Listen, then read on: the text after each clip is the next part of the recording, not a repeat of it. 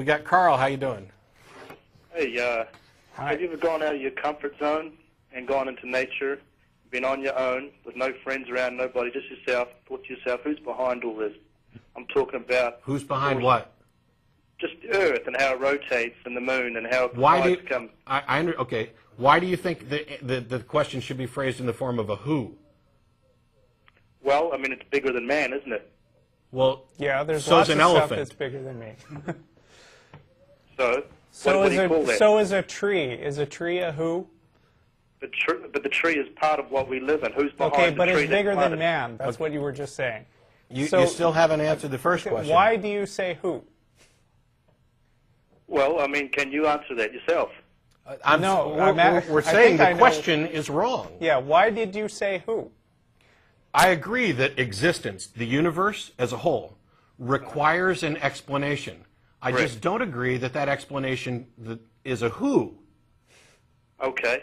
So you're starting with a question that is flawed, a question that requires some justification. If you want to say who is responsible for the universe, then you first have to demonstrate that it's actually a who and not a what.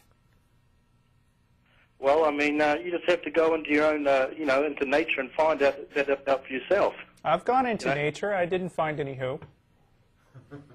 Any what? Who? Is he under a rock? I mean, I've gone for hikes. You know who, the guy who's playing first? I mean, it's not. I'm not trying to be funny or sarcastic here. Okay. This is a serious question I'm trying to pose to you. Right, and yet you keep posing it the wrong way. You haven't. What makes you think it's a who? Well, it's not man. So who else is it then? Well, it's not man. So who else is there? How about what caused the universe? So you believe in the Big Bang? Yes. So the Big Bang was just something. Who was behind the Big Bang? Oh boy. Who was behind God? God is the Alpha and the Omega. He's the perfect circle. Oh, okay. So So's your argument. If it's okay to say that God doesn't need a beginning, then it's equally okay to say the universe doesn't need a beginning. And for all you people who think that we need to draw some causal line back there with a super intelligent being, Richard Dawkins has a really good rebuttal to that, which consists of the probability. Now, we know that things tend to start simple and get more and more complex. We know this from evolution, which I'm sure some of you just cringed as soon as you heard the word. But it's a fact. It happens. Evolution, look it up. Go to talkorigins.org, read a damn book or something. We know that things start simple and get more complex. That's just the way things work. So the Big Bang Theory is relatively consistent with that, where you have a singularity that explodes, creating the universe. And this is, there's a whole bunch more, and I'm not going to get into the science because I'm not a quantum physicist.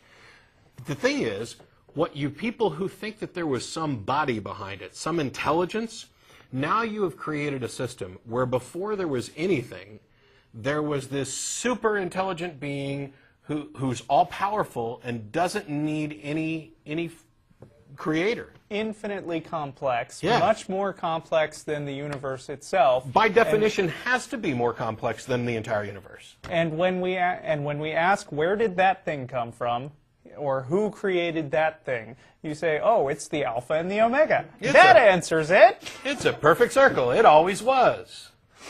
Well, okay. And I prove it.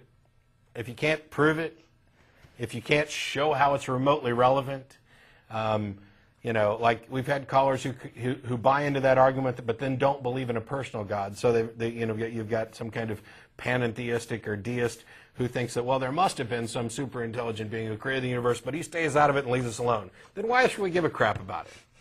That's a useless God. Oh, but no, he was the prime mover. He got this started. No. You're starting by asking the wrong questions. When you ask who's responsible for the universe, you're starting by asking the wrong questions. Start by thinking about things in terms of what is the explanation, because that way the explanation could be a who or it could be a what, and you haven't prejudiced yourself against what answers are possible. As soon as you start with who, you've already narrowed the field. You've already, by definition, eliminated some options which may be viable. What we're saying is don't eliminate those options. Start with the right question. How did this happen? What caused this?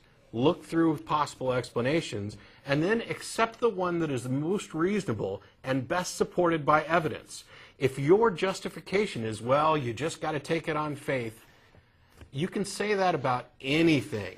Your God that you believe in just based on faith is completely indistinguishable from any other God, any other belief, any other hokum nonsense BS answer that anybody could possibly come up with, including that the fairies who live in my underwear drawer created the universe 5 minutes ago and gave us all memories and created the light en route.